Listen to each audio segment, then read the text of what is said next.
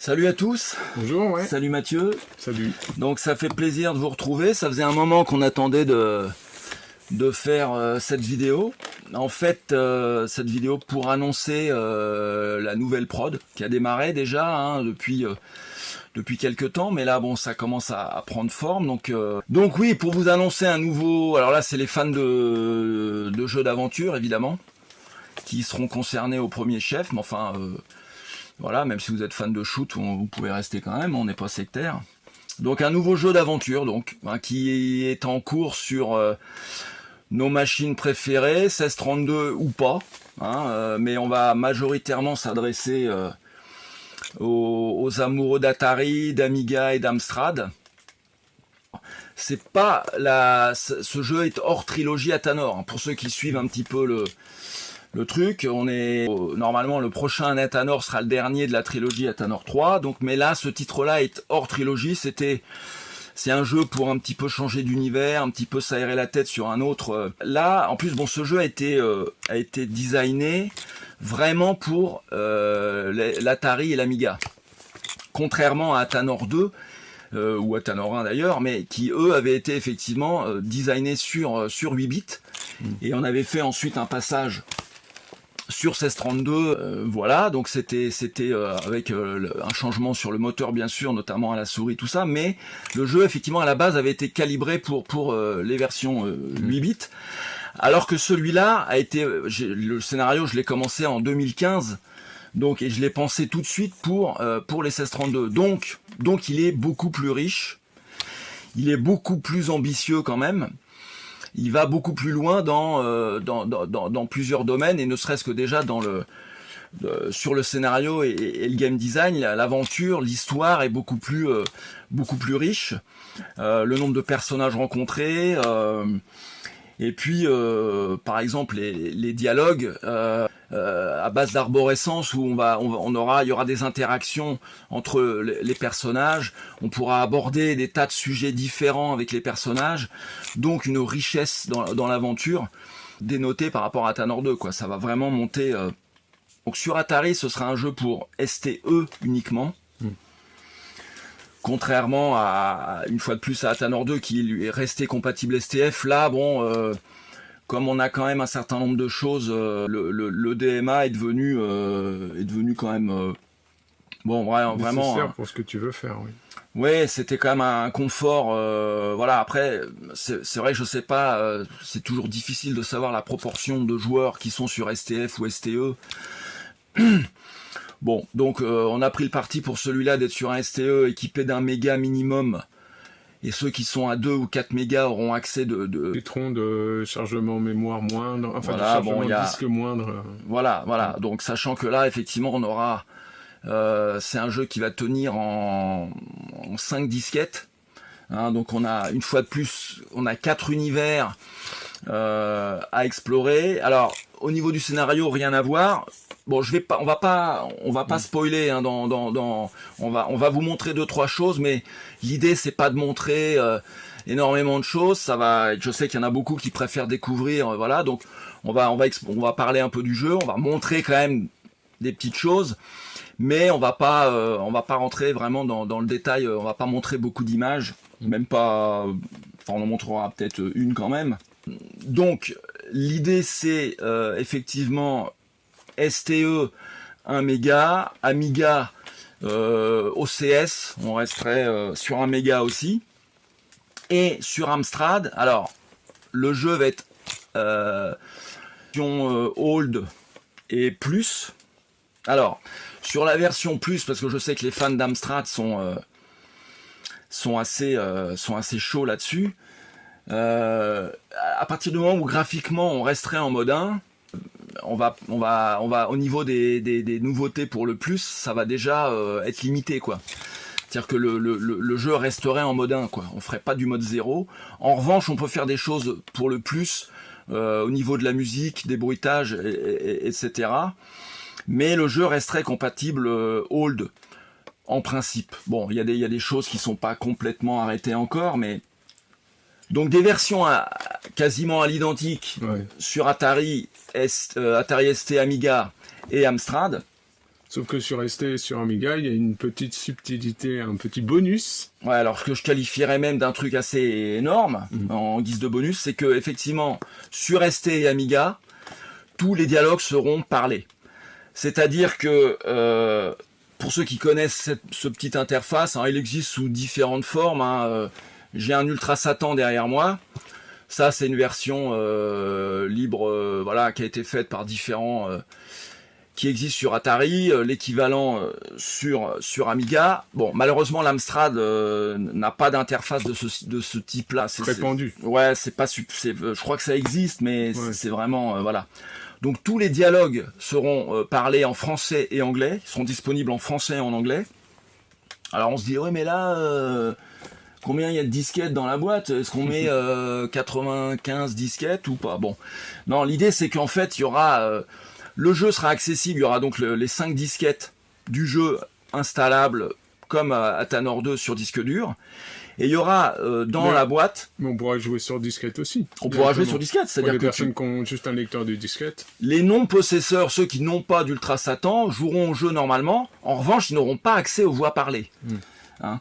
En revanche, quand l'interface d'Ultra Satan ou équivalent est détectée, on peut installer le kit de voix qui sera lui fourni dans la boîte sous forme a priori d'une carte SD. Okay, ouais. Il y a plusieurs possibilités. On peut imaginer un CD-ROM. On peut imaginer une clé USB. Bon, mais a priori, le support retenu sera une carte SD sur lequel il y aura tout le kit de localisation parlé en français et en anglais. La présence des fichiers de voix. On détecte la présence de l'Ultra Satan et on installe tout le kit de voix et tout le jeu sera parlé, joué par des acteurs, etc. De renom. De renom, hein, donc oui, on évoque Marcel Amont, Nicoletta, enfin bon, c'est encore... Donc... bon, ça c'est quand même... l'idée c'est un peu de faire sur nos ST Amiga ce qui s'est fait quelques années plus tard sur PC, quoi. C'est-à-dire que dès que le CD-ROM a commencé à se démocratiser, bon bah les voix sont apparues. Bon, j'ai eu la chance de participer au développement de quelques-uns de ces jeux et voilà. Et donc sur ST Amiga, bon, il y a quelques exemples de jeux où partiellement il y avait des voix parlées, il y avait quelques dialogues parlés, mais le seul ayant fait une intégralité, c'est le mythique Manoir de Mortevielle et sa suite Mopiti Island, mais avec la technique qu'on connaît. Mais en voix digite, à ma connaissance, ça n'a pas été fait et pour cause, quoi. Oui. Voilà, donc ça c'est la première chose. Alors le jeu sera quand même aussi disponible en 3 langues, hein. Français, anglais, allemand. Sauf pour les voix, donc, sur la... Alors, pas pour les voix. Les voix, c'est vrai qu'elles seront en français et anglais, mais... alors après, on peut imaginer un kit de localisation si des fans allemands, comme il en existe beaucoup, hein, c'est vrai que faut avouer que la communauté Amiga, notamment Atari aussi, mais il faut reconnaître que la communauté Amiga est vraiment présente en Allemagne. Si jamais des fans veulent, moi je peux fournir un kit de localisation, ils enregistrent les voix, je réintègre, enfin il y a des trucs possibles, quoi. On peut vraiment fonctionner à base de kit de localisation, on peut imaginer une version polonaise, voilà. On peut, mais bon, nous à notre niveau, ce sera limité au parler français-anglais et sous-titré français, anglais, allemand. Bon, on veut parler un peu de l'univers peut-être. Donc là, contrairement à Athanor, on est vraiment dans on va changer quand même complètement de registre. L'idée, c'est un polar. Hein, déjà, c'est un jeu d'aventure policier qui se passe dans les années 50. Il y a une dimension SF clairement voilà, donc c'est pour pas trop en dire, mais en gros c'est un petit peu ça le contexte du jeu. Hein, donc on va aller dans univers Partie du monde même. Partie du monde. Bon là il y a vraiment une partie qui est très ancrée dans des villes. On peut peut-être en parler un petit peu. Bon, on ira se promener un peu à Paris, on ira un petit peu à New York, on ira un petit peu en Asie, et on ira aussi dans des univers un petit peu différents. Voilà, mais l'idée c'est un polar années 50, matinée de science-fiction. Et puis voilà pour l'univers. Donc plusieurs personnages rencontrés aussi. Ouais, alors là, ouais. Oui. Là, c'est vrai que c'est plus le nombre de personnages est plus important.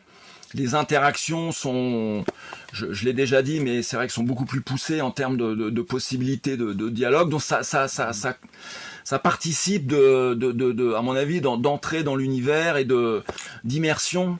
Ça participe à l'immersion. Et puis les dialogues étant parlés, je pense que là, en termes d'immersion, je t'ai fait une démonstration tout à l'heure. Oui, c'est vrai que ça fait bizarre de jouer à un jeu sur Atari où on a tous les persos qu'on croise qui parlent, quoi. C'est marrant, ça donne un peu l'impression que tu vois, tu joues à un ancien jeu d'aventure sur émulateur et que du fait de l'émulateur qui tourne sur PC, t'as un système de voix à côté, quoi. Alors non, là c'est sur la machine directement, quoi. Voilà, c'est ça, ouais. Oui, parce qu'il y a effectivement une démo qui tourne, hein, déjà, il y a déjà des choses qui tournent. On avance, hein. Bon, c'est beaucoup de boulot, vous en doutez. On en a déjà parlé concernant Athanor 2. Là, c'est d'autant plus vrai que le jeu est encore plus. Tu triches là. Donc, on n'a pas parlé de l'équipe parce que c'est quand même important. Donc, globalement, on repart avec vraiment ceux qui m'ont suivi sur Athanor 2. Donc Mathieu, que vous connaissez maintenant, hein, bien sûr, donc va s'occuper des musiques sur toutes les versions. Hein, donc on va garder sensiblement le même schéma a priori sur les musiques. Bon, pour prendre la version Atari par exemple, bon, on était déjà sur des musiques à l'YM, Mathieu, et puis du module pour des moments un peu clés. Bon, a priori, on va garder ça. Oui, ouais, c'est ça. On va garder ça parce que, bon, voilà, après, l'idée, c'est pas non plus de dire absolument, bon, alors, qu'est-ce qu'il faut qu'on fasse, est-ce qu'on met du module partout, ça va être mieux, tout ça. Bon, moi, je suis pas très partisan de ça. Le mieux est souvent l'ennemi du bien. Donc là, on a une formule qui marche plutôt bien. Bon, les univers que tu vas avoir à explorer... après, il y a aussi des contraintes, là, par rapport au fait d'avoir des contraintes ou des avantages. Là, le fait d'avoir les musiques au YM sur ST, c'est-à-dire qu'on peut avoir des bruitages ou DMA à côté. Voilà. Et donc là, les bruitages, pareil, le stockage sur SATANDISC va permettre d'avoir des voix, mais aussi des bruitages un peu plus... Voilà. Oui, c'est vrai qu'à partir du moment où on détecte la présence d'un Satan disque ou un équivalent, il y a un kit, on va dire, qui vient s'installer et donc qui concerne majoritairement les voix, mais qui effectivement, on peut enrichir aussi le jeu du point de vue sonore, notamment des digits. Là, on va pouvoir avoir un jeu beaucoup plus riche en termes de digits, mais du point de vue sonore, c'est-à-dire les choses qui sont effectivement très gourmandes. Je peux peut-être quand même préciser que ça permet ça parce que bon, il y a un petit système de streaming, c'est-à-dire qu'en fait le jeu ne charge, j'ai quasiment rien en mémoire. J'ai une petite gestion de double buffer en interne qui permet donc de streamer des dialogues qui sont extrêmement longs. Donc c'est de la lecture en temps réel directement depuis le Satan. Donc c'est pour ça que c'est totalement transparent il n'y a pas de contrainte mémoire supplémentaire, quoi. Donc oui, je t'ai coupé. Donc les digits, les digits aussi qui sont c'est ça. Donc plus riches. La musique au YM permet de laisser le DMA pour les voix d'un côté et pour les bruitages autrement, quoi. Donc en plus de Donc effectivement, au niveau de la musique, on aura Mathieu, François Guterres qui s'est déjà occupé brillamment de la version Amiga pour les graphismes et pour la version Amiga.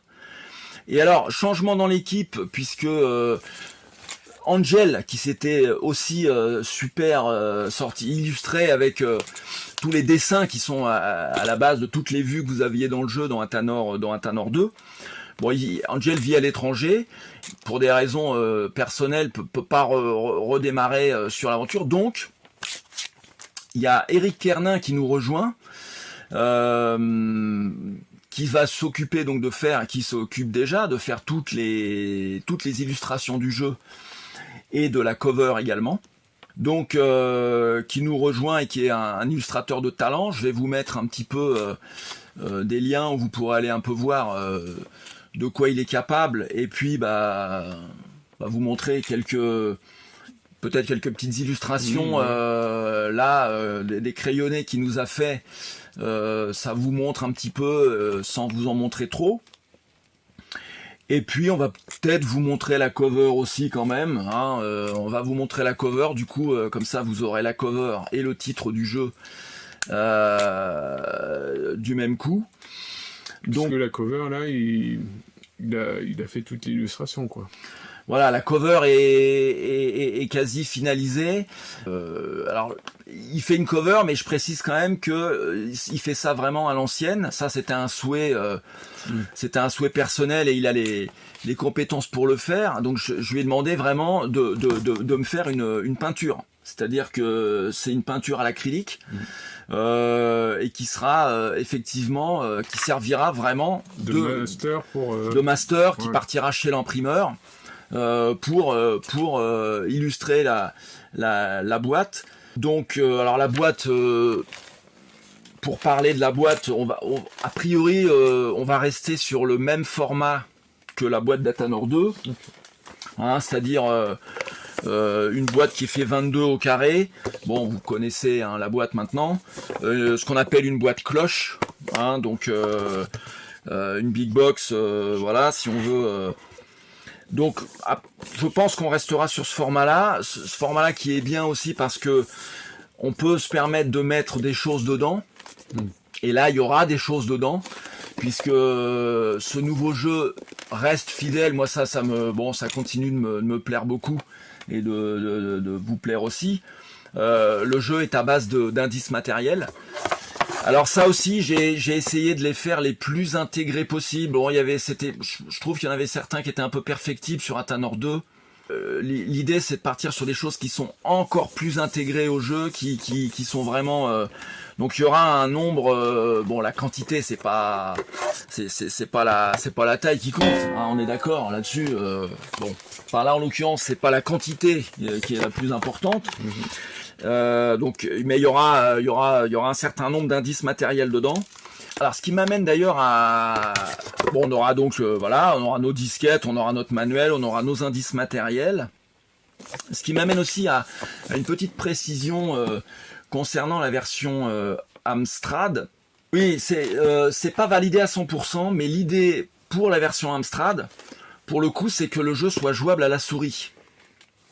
Donc, pour les possesseurs d'Amstrad, dans la boîte du jeu, sera proposé, ce ne sera pas une obligation, mais sera proposé une petite interface qui vous permettra de brancher une souris PS2 sur votre Amstrad. Ce qui fait que vous aurez possibilité d'avoir exactement les mêmes sensations que sur la version ST Amiga. Donc la même interaction de navigation dans le jeu, d'interaction et de dialogue, quoi. Voilà, exactement. Okay. Bon, sachant que l'interface, la GUI, a légèrement changé là, par rapport à Athanor 2. Vous vous souvenez ? Même pas mal changé. Là. Même pas mal changé, oui, c'est vrai. Vous vous souvenez que sur Athanor 2, vous aviez sur un bandeau à droite toutes les icônes classique. Je vous les remets comme ça.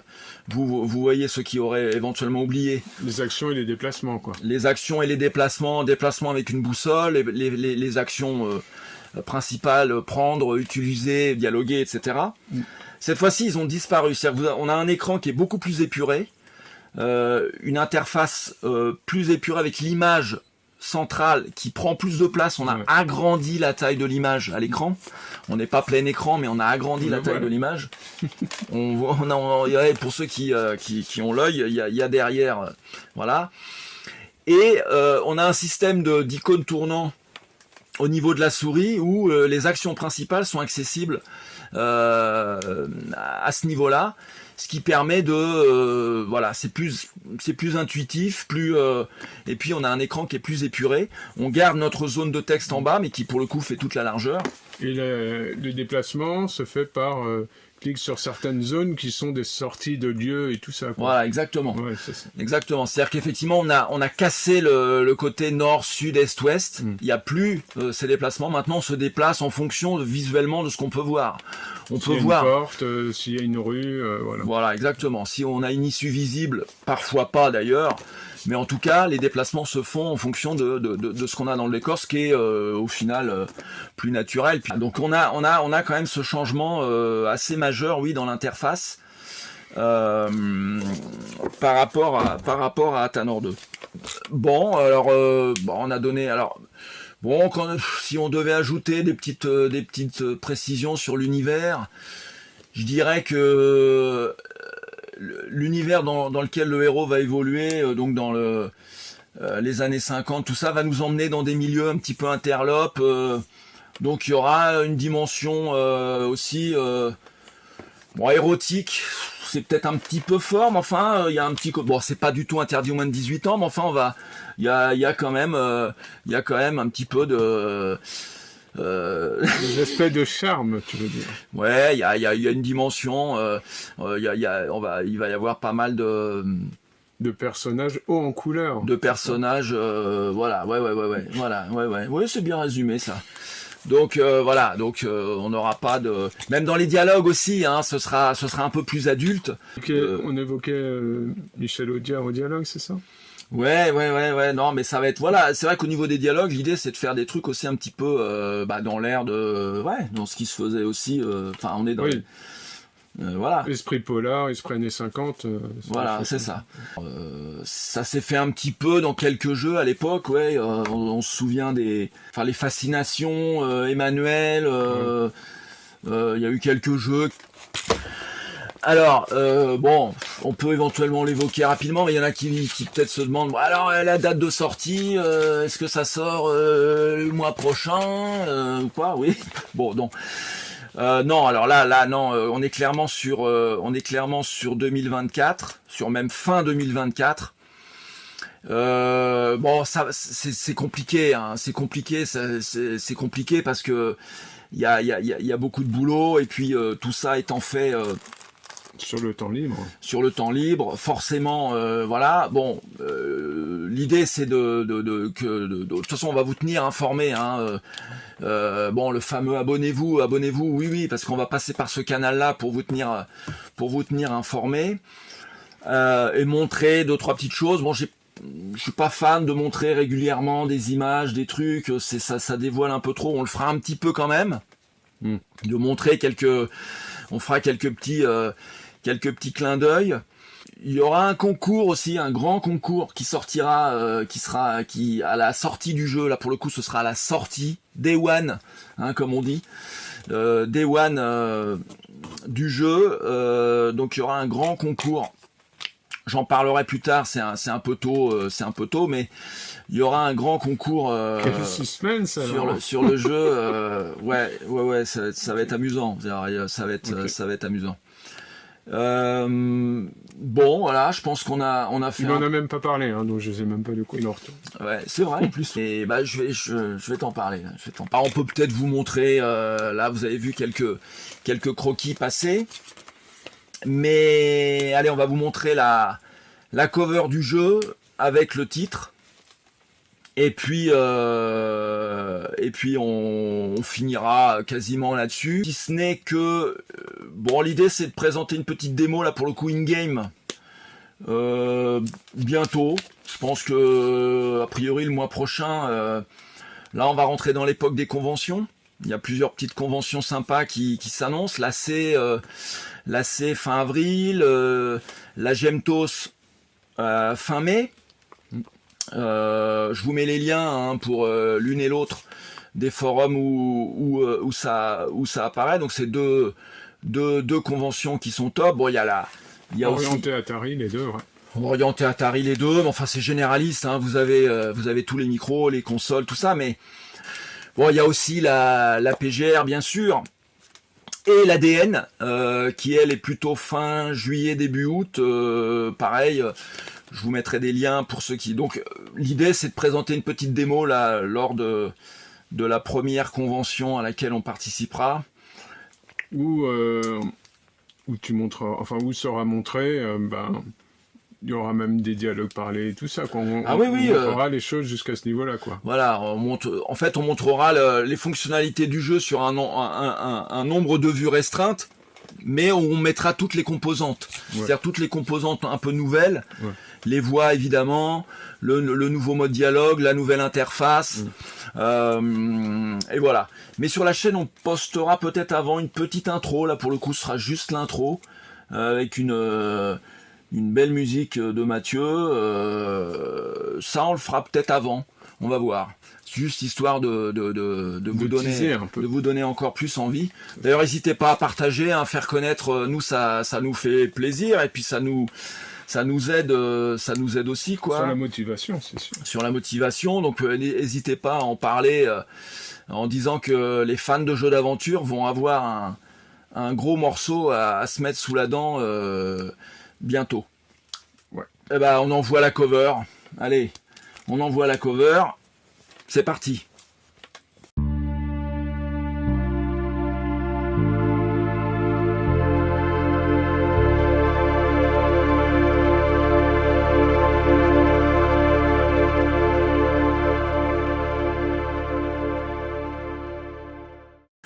Voilà, donc cette magnifique cover, vous la devez à donc Eric Kernin, hein, donc qui nous a rejoint et que je vais d'ailleurs rencontrer. On se voit très vite, Eric, comme prévu. Le Crépuscule des Muses, donc vous avez découvert du même coup Twilight of the Muses. Vous avez découvert du même coup le titre. Bon, alors, hein, un peu énigmatique. On va laisser planer un peu tout ça. Merci de nous avoir suivis. On va finir là-dessus. Hein, merci de nous avoir suivis. Merci de partager un petit peu tout ça. N'hésitez pas à nous contacter, à me contacter, à mettre des commentaires si vous avez des questions. On se dit à bientôt soit là ou en convention pour. Je sais que il y a quelques copains qui sont là. Donc on se dit à très vite. Et merci encore. Salut. Merci Mathieu. Ça roule.